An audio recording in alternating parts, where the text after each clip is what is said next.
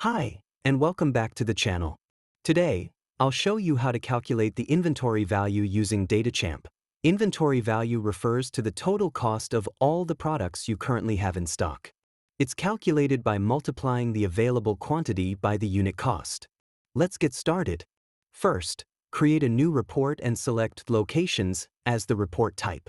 Then, add the columns you need, in this case, Location, Product Title, Unit Cost, and Available.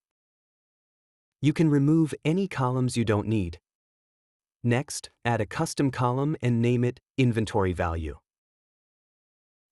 For the calculation, multiply the available quantity by the unit cost.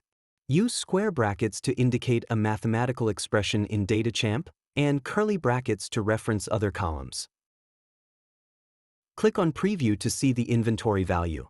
As you'll notice, the report also shows products that have zero stock.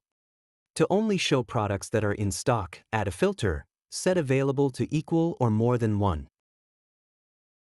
Click Preview again, and now the report will only show products that are currently available. Finally, give your report a clear name, such as Inventory Value, then save and run the report. And that's it. I hope this tutorial was helpful. If you have any questions, feel free to leave a comment below. See you in the next video.